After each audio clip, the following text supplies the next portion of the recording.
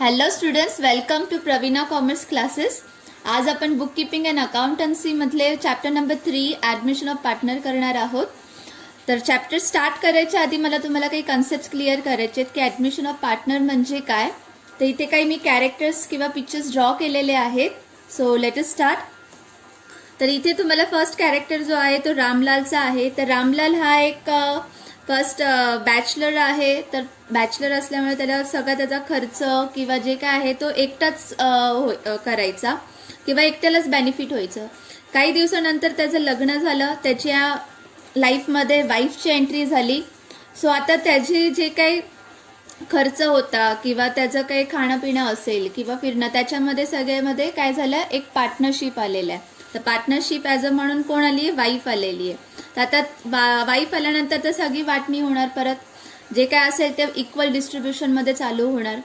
त्याच्यामुळे त्यांची equal distribution झाल्यामुळे आता दोघांची ही लाईफ चांगली एन्जॉयबल चाललेली आहे. काही काळानंतर मग त्यांच्या छोटूची एंट्री झाली. हा छोटू म्हणजे कोण झाला, आजू. आजू नाव देऊ ह्याला आपण. आजू आल्यानंतर आता ह्याचं खर्च आला. School, ice creams, toffees, pizza, bags, water bottle, हे सगळ्या गोष्टी ज्या छोट्या मुलांना लागतात, जे गरजेचे. त्या आधी रामलाल एकटाच होता, नंतर वाईफची एंट्री झाली, मग दोघांमध्ये इक्वलमध्ये डिस्ट्रीब्युशन आलं. वाईफ झाल्यानंतर मग आजूची एंट्री झाली. आजू ॲडमिट झाला. तो ह्याचं ॲडमिट झाल्यानंतर जे दोघांमध्ये इक्वल होतं, आता काय झालं, तिघांमध्ये आता डिस्ट्रीब्युशन होणार. जे काही त्यांचा आता खर्च असेल, निघत असेल तो खर्च, जो शाळेचा असेल, जो की पहिला एकट्याचा खर्च होता, वाईफ आल्यानंतर इक्वल झालं, मग त्याच्यानंतर आता आजू आल्यानंतर परत तिसरा वाटा आला, तर अजून खर्च वाढला. म्हणजे तिघांमध्ये आता जे काही पैसा येईल घरामध्ये, तर त्या तिघांमध्ये डिस्ट्रीब्युशन होणार. मग काही दिवसानंतर मग आता काजू आली. तर काजूचं पण डिमांड इथे असणार की जे आजूला मिळते तसंच मला पण मिळालं पाहिजे, तसं काजूचं म्हणणं आहे. तर आजू एकटाच आईस्क्रीम, टॉफीज, पिझ्झा एन्जॉय करत होता. आता आजू बरोबर पार्टनर आली कोण, काजू. तर आता जे काय आईस्क्रीम आता एकट्याला आणत होते रामलाल आणि त्याची वाईफ, तर आता काजूसाठी पण आणावं लागेल. म्हणजे आता इथं डिस्ट्रीब्युशन किती जणांमध्ये झालंय, 1 2 3 4 मध्ये झालंय. म्हणजे इथे काय झालं, अशा पद्धतीने आपण जे टॉपिक करणार आहोत ॲडमिशन ऑफ पार्टनर, तर तशा पद्धतीने हे न्यू पार्टनर्स कसे ॲडमिट होतात, तर हे एक सिम्पल कन्सेप्ट मी तयार केला. सो आपण स्टार्ट करूया. आता आपल्या ॲडमिशन ऑफ पार्टनर्स करत आहोत. तर हा टॉपिक तुम्हाला 10 मार्क्सला विचारला जातो. तर इथे स्टार्टिंग मिनिंग बघू आपण. ॲडमिशन ऑफ पार्टनर म्हणजे काय. ॲडमिशन ऑफ पार्टनर म्हणजेच न्यू पार्टनरची एंट्री होते बिझनेसमध्ये. डिटेलमध्ये जाऊ आपण. Admission of partner means entry of new partner with the permission of other partners. तर ॲडमिशन ऑफ पार्टनर म्हणजे न्यू पार्टनरची एंट्री जेव्हा केली जाते किंवा होते बिझनेसमध्ये, तर ओल्ड पार्टनर्स जे ऑलरेडी बिझनेसमध्ये आहे तर त्यांची परमिशन घ्यावी लागते की न्यू पार्टनरला आपल्याला एंट्री द्यायची आहे का नाही किंवा ॲडमिट करायचं आहे का नाही. तर that is what the admission of partner means, entry of new partner with the permission of other partners. Incoming partner will bring the cash as a capital for the business. Incoming partner means new partner जो बिझनेसमध्ये enter करताना cash as अ capital म्हणून घेऊन येणार आहे. तर cash हे कशाच्या रूपात घेऊन येणार आहे, तो कॅपिटलच्या रूपामध्ये बिझनेसमध्ये घेऊन येणार आहे. Third point, he also bring the cash as a goodwill. तो कॅश ॲज अ गुडविल म्हणून सुद्धा आणू शकतो. सेकंड पॉइंटमध्ये आपण वाचलं होतं कॅश ॲज अ कॅपिटल म्हणून, आणि थर्डमध्ये cash as a goodwill. Goodwill means reputation, image, त्याच्यानंतर असेट पण असू शकतं, काइंड पण असू शकतं. So whatever he has the as a cash तो घेऊन येऊ शकतो. To compensate the old partners who sacrifice. कशासाठी की to compensate the old partners who sacrifice. Compensate means benefit of the old partners ज्यांनी सॅक्रिफाईस केलेला आहे. की ॲडमिशन ऑफ न्यू पार्टनर जेव्हा होते तर त्या दरम्यान न्यू पार्टनर कॅश ॲज अ कॅपिटल घेऊन येऊ शकतो किंवा कॅश ॲज अ गुडविल घेऊन येऊ शकतो. तर त्यावेळेस बेनिफिट ओल्ड पार्टनर्सला जे सॅक्रिफाईस करतात तेव्हा तो होतो. नेक्स्ट आहे effect of admission of partner. तर ह्या admission of partner, new partner जेव्हा बिझनेसमध्ये येतो तर त्याचा इफेक्ट कसा पडतो बिझनेसमध्ये ते बघू आपण. तो old partnership comes to an end and new partnership comes into existence. ह्याचा अर्थ काय की ओल्ड पार्टनर जे होते, फॉर एक्झाम्पल आपण घेऊ की A, B, असे 3 पार्टनर्स होते बिझनेसमध्ये. त्यांचा बिझनेस चांगला चालत होता, पण आता त्यांनी तिघांनी ठरवलंय की आपण अजून एक पार्टनर ऍडमिट करू किंवा ऍडमिशन करू त्या पार्टनरचं, न्यू पार्टनर्सला बोलून घेऊ.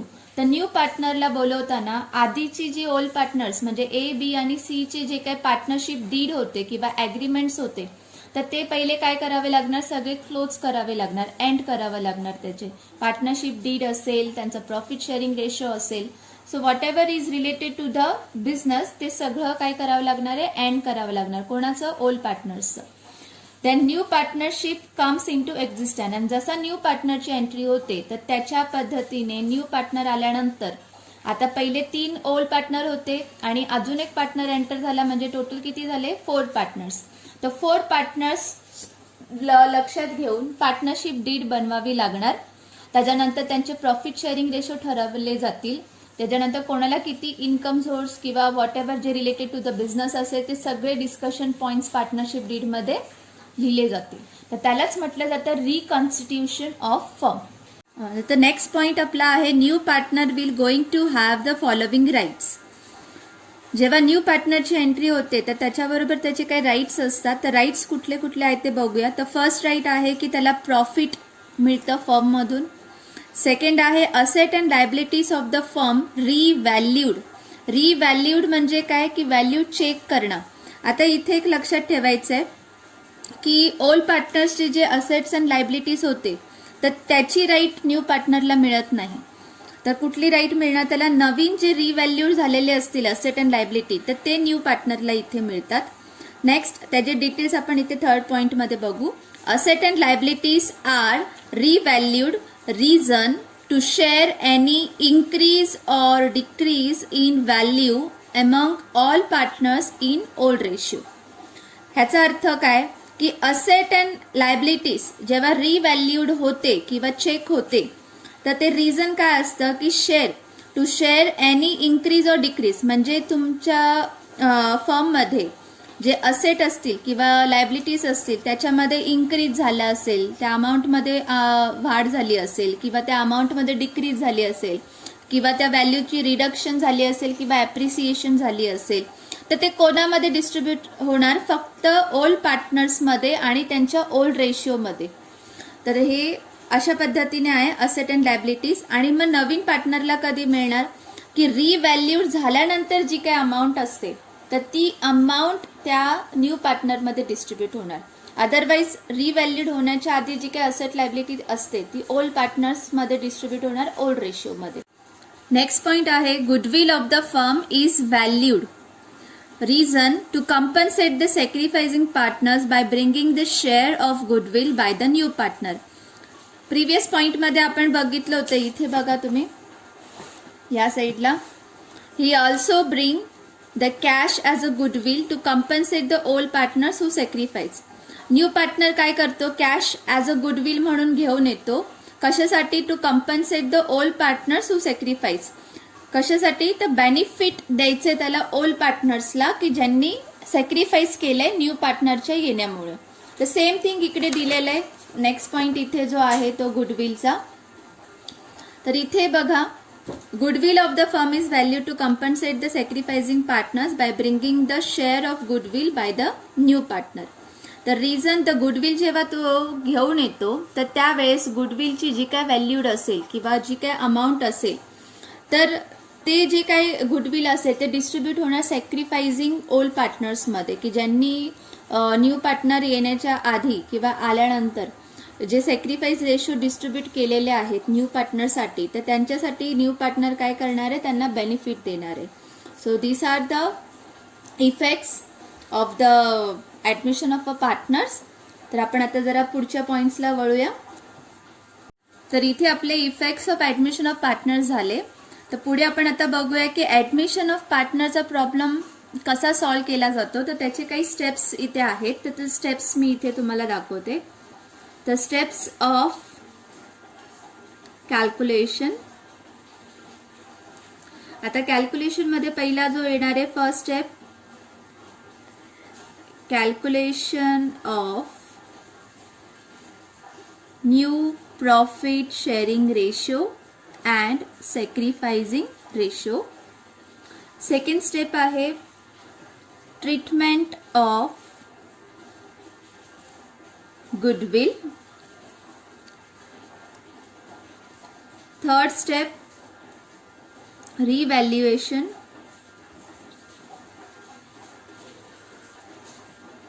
of asset and liabilities. या revaluation of asset and liabilities मध्ये आपण 3 अकाउंट्स बनवतो. So first will be revaluation account, second partners capital account बनवणार आणि थर्ड बॅलन्स शीट. तर ह्याच्यामध्ये पार्टनर्स कॅपिटल अकाउंट आणि बॅलन्स शीट ह्याच्याशी तुम्ही फॅमिलियर आहात, कारण की स्टार्टिंगच्या 2 टॉपिक्समध्ये मी तुम्हाला हे शिकवलेलं आहे. तर आजचा जो नवीन पॉईंट असेल या टॉपिकमध्ये तो रिव्हॅल्युएशन अकाउंट. त्याच्यानंतर इथे फोर्थ पॉईंट आहे calculation of hidden goodwill.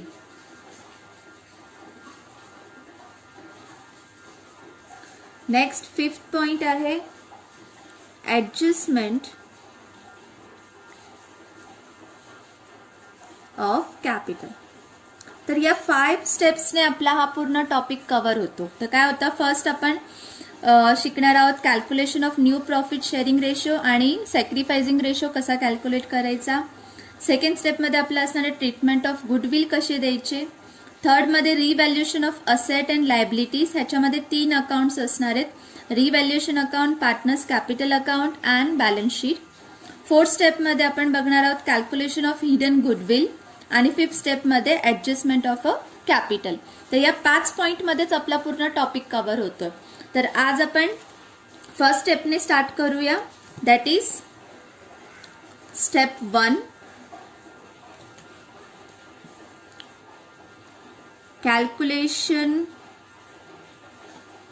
Of new profit sharing ratio and sacrificing ratio. तर फर्स्ट बघूया की न्यू प्रॉफिट शेअरिंग रेशो कसं कॅल्क्युलेट केलं जातं. New profit sharing ratio. तर हे सॉल्व करायच्या आधी न्यू प्रॉफिट शेअरिंग रेशोमध्ये काही केसेस आहेत, तर बघूया किती केसेस अप्लाय होतात इथे. तर केस नंबर 1, केस नंबर 1 मध्ये असणारे given share of old partners आणि न्यू पार्टनर, जो ऍडमिट झालाय बिझनेसमध्ये. नंतर केस 2 मध्ये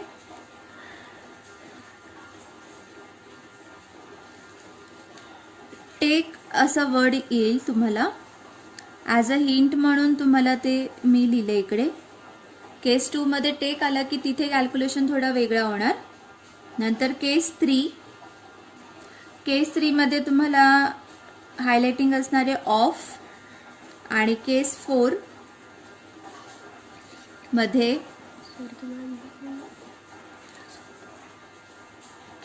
मध्ये गिवन असणार future ratio of all partners. तर असे हे 4 केसेस आहेत न्यू प्रॉफिट शेअरिंग रेशो आणि सॅक्रिफायझिंग रेशोचे. तर आज आपण आता केस 1 मी तुम्हाला सॉल्व करून दाखवते की कसा अप्लाय होतो तो केस. तर इकडे तुम्हाला क्वेश्चन असा दिलेला असेल, गिवन असणारे समजा old ratio of X Y and Z आणि त्याचा रेशिओ दिलेला असेल तुम्हाला 5:3:2. त्याच्यानंतर इकडे A admitted for 1/5 share. Required काय आहे आता इकडे, required new profit sharing ratio and sacrificing ratio. आता हा क्वेश्चन समजा असा दिलेला असेल, old ratio of X Y and Z is 5:3:2 आणि ए ॲडमिट झालाय किती शेअर्स घेऊन, 1/5 शेअर घेऊन. तर तुम्हाला काय रिक्वायर्ड आहे शोधणं, न्यू प्रॉफिट शेअरिंग रेशो आणि सॅक्रिफायसिंग रेशो. तर फर्स्ट स्टेप आपण बघूया की न्यू प्रॉफिट शेअरिंग रेशो कसा कॅल्क्युलेट करायचा. So calculation of new profit sharing ratio. तर इथे let the total share be ₹1. हा ₹1 काय असणार आहे तुमचा ओल्ड पार्टनरचा प्रॉफिट झालेला. त्याच्यानंतर ए ने किती आणले, ए चे शेअर लिहायचे तिथं, ए शेअर इज इक्वल टू 1/5. तर ह्या दोन्हीच्या बेसिसवरती आपण रिमेनिंग शेअर फाइंड आउट करायचं आहे. रिमेनिंग शेअरला दुसरं नाव आहे बॅलन्स ऑफ 1.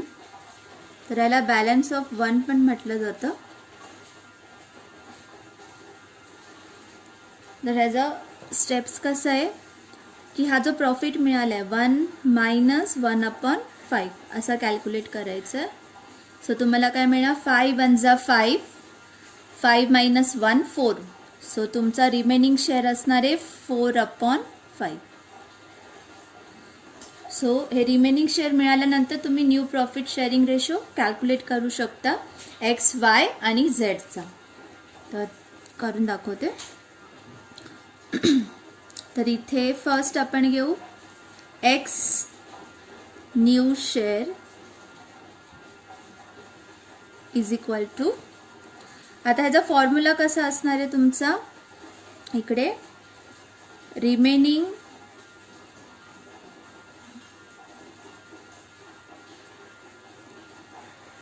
इथे लिहिते मी फॉर्म्युला न्यू पेजवरती.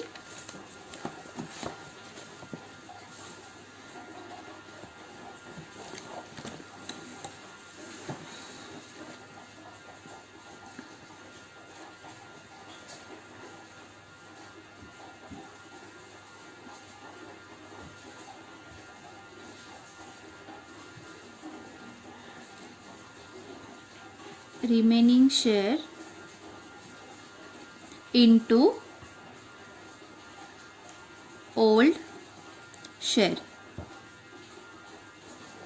आता इथे बघा रिमेनिंग शेअर आपल्याला मिळाला 4/5 आणि old share of X Y आणि झेडचा आहे 5, 3 आणि 2. ओके, त्याच्या बेसिसवरती कॅल्क्युलेट करायचं आपल्याला. तर पहिला फाइंड आउट करते मी एक्स न्यू शेअर. तर हा जो वरती फॉर्म्युला दिला तुम्हाला remaining share into old share, तर ह्या फॉर्म्युल्याने आपण जायचं इकडे. तर रिमेनिंग शेअर किती आहे 4/5. ओल्ड शेअर कोणाचा एक्सचा बघायचा इथे. आता इकडे बघा 5 दिले, 5 हा एक्सचा आहे, 3 वायचा आणि 2 झेडचा. तर इथे एक्सचा आहे 5. आता आपण किती घेणार 5 + 3 8, 8 + 2 10. तर अशा पद्धतीने याचा डिनॉमिनेटर टाकायचा. म्हणजे याला मल्टिप्लाय केलं की तुम्हाला मिळणार 4 5 20 आणि 5 10 50. तर हा झाला तुमचा एक्सचा न्यू शेअर. त्याच पद्धतीने तुम्ही वायचा न्यू शेअर पण फाइंड आउट करायचा आहे. फॉर्म्युला तोच घ्यायचा आहे तुम्हाला, same remaining share into old share. तर 4/5 इंटू वायचा किती दिलाय बघा इकडे 3, तर 3/10 इज इक्वल टू 4 3 12, 5 10 50. त्याच पद्धतीने झेडचा पण शेअर शोधायचा आहे. झेड्स new share is equal to 4/5 into, आता इथे झेडचा किती दिलंय 2, म्हणजे इथे येणार 2/10. 4 2 8, 5 10 50. सो हे तिन्ही ओल्ड पार्टनर्सचे आपण न्यू शेअर्स शोधून काढले. आता न्यू पार्टनर जो ॲडमिट झाला होता, तर तो न्यू पार्टनर कोण होता इथे बघा, ए ॲडमिटेड फॉर 1/5 शेअर. आता ह्या केसेसमध्ये काय करायचं आहे की रिमेनिंग शेअर फक्त ओल्ड पार्टनर्सलाच आपल्याला कॅल्क्युलेशनला यूज करायचं आहे. न्यू पार्टनरला आपण रिमेनिंग शेअर यूज करत नाही. तर मग न्यू पार्टनरचं तर कॅल्क्युलेशन तर दाखवायचं आहे. तर तो कसा दाखवायचा आहे इकडे बघा, ए शेअर, एने किती आणलं होतं 1/5 शेअर, तर 1/5. आता ह्याला इकडे तुम्ही बघू शकता, इथे हे जे न्यू शेअर आपण एक्स वाय आणि झेडचं जे काढलेलं आहे, तर ह्याचे डिनॉमिनेटर तिन्हीचे पण सेम आहेत. तर आपल्याला आता ए जो आहे तो पण ह्या एक्स वाय झेड बरोबर त्याने बिझनेसमध्ये एंट्री केलेली आहे, तर त्याचा पण डिनॉमिनेटर आपल्याला सेम घ्यायचा आहे. तर डिनॉमिनेटर सेम घेण्यासाठी समजा इथे आता मी इथे घेतलंय 50, तर 50 येण्यासाठी मला 5 बरोबर किती नंबरने मल्टिप्लाय करावं लागणार, तर 5 10. तर जो तुमचा डिनॉमिनेटर असेल तोच तुमचा न्यूमरेटर असेल. सो इथे येणार 10/50. सो या पद्धतीने तुम्हाला new profit sharing ratio find out करायचं आहे. नेक्स्ट दाखवतो तुम्हाला सॅक्रिफाईस रेशो कसा फाइंड आउट करायचा. तर त्याआधी लिहिते की आपल्या न्यू प्रॉफिट शेअरिंग रेशो काय मिळाला आहे, हे तुम्हाला कॅल्क्युलेशन झाल्यानंतर अशा पद्धतीने खाली मेन्शन करावं लागणार. New profit sharing ratio of X Y Z आणि ए. तर इथे बघायचं आहे, एक्सचा मिळाला 20, वायचा 12, झेडचा 8 आणि एचा 10. आता हे नंबर्स जे दिले तिथे डिव्हिजिबल होतात ते का होतात, ते कुठल्या टेबलमध्ये होणार 2च्या टेबलमध्ये. तर 2 10 2, 6 12, 2 4 8 आणि 2 5 10. तर हा तुमचा काय झाला new profit sharing ratio. Okay, तर अशा पद्धतीने तुम्हाला कॅल्क्युलेट करायचं आहे. त्याच्यानंतर आता कॅल्क्युलेशन ऑफ सॅक्रिफायसिंग रेशो दाखवते.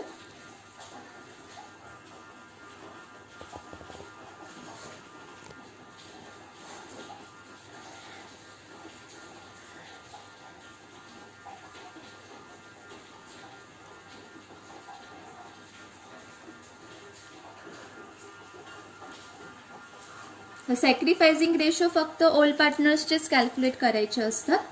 तर त्याचा फॉर्म्युला पहिला इथे लिहिते. फॉर्म्युला ऑफ सॅक्रिफाईस रेशो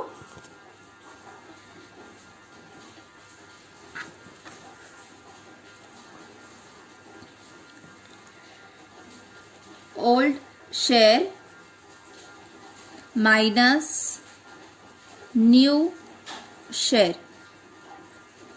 तर ओल्ड शेअर आपल्याला काय मिळाला होता इकडे 5:3:2 जो आपला ओल्ड शेअर होता.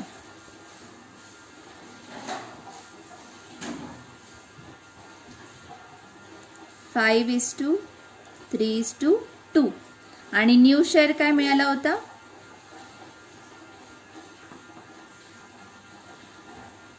10:6:4:5. पण आता इथे नवीन पार्टनरचा आपल्याला घ्यायचा नाहीये रेशो, तर फक्त कोणाचा घ्यायचा आपल्याला इकडे, ओल्ड पार्टनर्सचा आणि न्यू शेअरचा फक्त तिघांचाच घ्यायचा आपल्याला.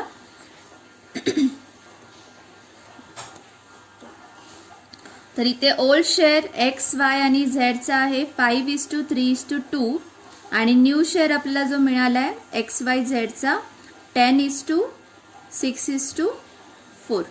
तर ह्या पद्धतीने आपल्याला ह्या फॉर्म्युलाच्या पद्धतीने सॉल्व करायचं. इथे करूया आपण. तर पहिला जो आहे एक्सचा घेते, एक्सचा शेअर, एक्सचा सॅक्रिफाईस शेअर आहे. तर ओल्ड रेशो एक्सचा किती आहे इथे बघा 5 दिला इकडे. सो 5/10 येणार. कसा येणार, 5 + 3 3 + 2 10. मायनस साईन आहे, मायनस करायचं इथे. आणि मायनस काय, न्यू शेअर दिलं, तर न्यू शेअर एक्सचा किती इथं 10 दिलेलं आहे. सो 10/, किती येणार, 10 + 6 6 + 4 20. पण आता इथे ए पण ॲडमिट झालेला आहे ना, 5 होता तो. तर इकडे बघा खालच्या साईडला, तर 10 + 6 16 16 + 4 20 आणि 20 + 5 25. तर तुमचा जो डिनॉमिनेटर असणार आहे तर तो डिनॉमिनेटर तुमचा 25 घ्यायचा आहे. पण कॅल्क्युलेट जेव्हा तुम्ही सॅक्रिफाईस रेशो करता तर त्याचा न्यूमरेटर तुमचा फक्त 3 जणांचाच घ्यायचा आहे, ओल्ड पार्टनर्सचाच घ्यायचा इकडे. तर इथे कॅल्क्युलेशन करताना तुम्हाला ह्याचे जे डिनॉमिनेटर तुम्हाला दिसतात इथे 10 दिलं आहे आणि इथे 25 दिलं आहे. तर दोन्हीचे पण डिनॉमिनेटर्स डिफरंट आहेत. तर ह्याला सेम इक्वल करण्यासाठी तुम्हाला LCM फाइंड आउट करायचं आहे. तर LCM कसा फाइंड आउट करायचा इथे दाखवते वर की. हा डिनॉमिनेटर इथे दिला आहे बघा 10 आणि इथे 25. आता हे जे दोन नंबर आहेत ते एका टेबलमध्ये डिव्हिजिबल झाले पाहिजे. तर कुठल्या टेबलमध्ये होईल हे डिव्हिजिबल, 5ने. तर 5 2 5 5. नेक्स्ट इथे 2 आणि 5 दिला आहे, तर एकच नंबर होऊ शकतो इथे 2 घेऊ आपण. तर 2 1 2. 5 तर काही डिव्हिजिबल होणार नाही, तर 5ला ॲज इट इज खाली घ्यायचं आहे. नेक्स्ट इथे आता 1 पर्यंत आल्यानंतर हा कॅल्क्युलेशन इथे संपतो. आता कुठलं शिल्लक राहिलं आहे, 5 राहिला आहे. सो 5चा 5नेच डिव्हिजिबल होणार. सो इकडे झाला फिनिश्ड. आता याचा LCM कसा येणार आपल्याला, इथे बघा हे जे नंबर्स दिलेत ना 5, तर 5 2 10 इथे आणि 10 5 50.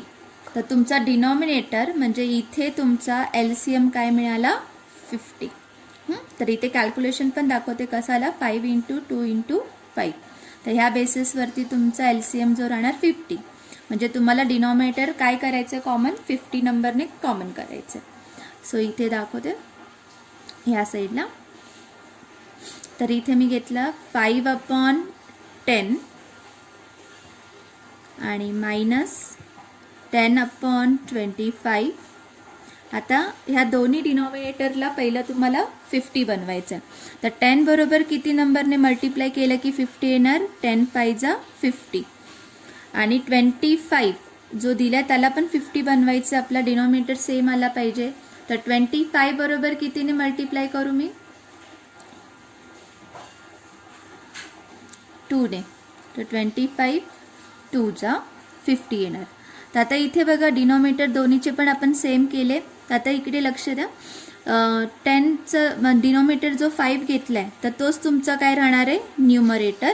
आणि इथे पण 25 × 2 केला आहे, तर 2 जो डिनॉमिनेटर घेतला आहे तोच तुमचा न्यूमरेटर राहणार आहे. तर इथे 5 5 25 मायनस आणि 10 2 20. तर डिनॉमिनेटर दोन्हीचा पण सेम असल्यामुळे मी कॉमनली इथे लिहिणार 50. सो इज इक्वल टू 25 - 20 किती होणार, 5/50. सो हा तुम्हाला मिळाला एचा सॅक्रिफाईस शेअर. ह्याच पद्धतीने तुम्हाला वायचा पण शोधायचा आहे. तर वायचा शेअर तुमचा सेम फॉर्म्युला, वाय किती इकडे, ओल्ड शेअर त्याचा 3/10 आणि न्यू शेअर किती दिलं इथं 6. तर 6/25. तर इथे कॅल्क्युलेट करायचं. LCM सेम राहणार. सो इकडे 3/10 इंटू -6/25 इंटू. आता इथे पण आपल्याला 50 डिनॉमिनेटर करायचं आहे. तर 10 इंटू 5 आणि इथे 25 इंटू 2 करायचं आहे. तर डिनॉमिनेटर इकडे आपल्याला 5 मिळाला, तर न्यूमरेटर पण माझा 5 राहणार. इथे 2 आहे, तर न्यूमरेटर पण इथे 2 राहणार.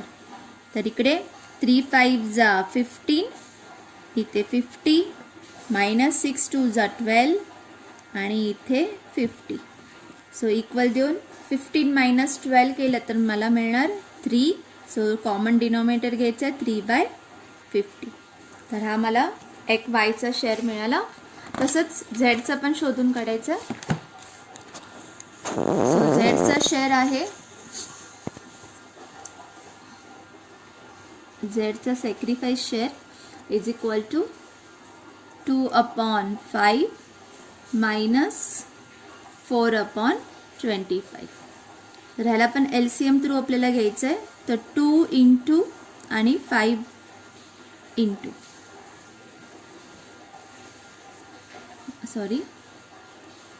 2/10 करायचं आपल्याला. तर इथे येणार 10 इंटू 5 आणि न्यूमरेटर पण सेम राहणार. तसंच इथं 4 इंटू आणि 25 इंटू 2, तर न्यूमरेटर पण तुमचा 2 येणार.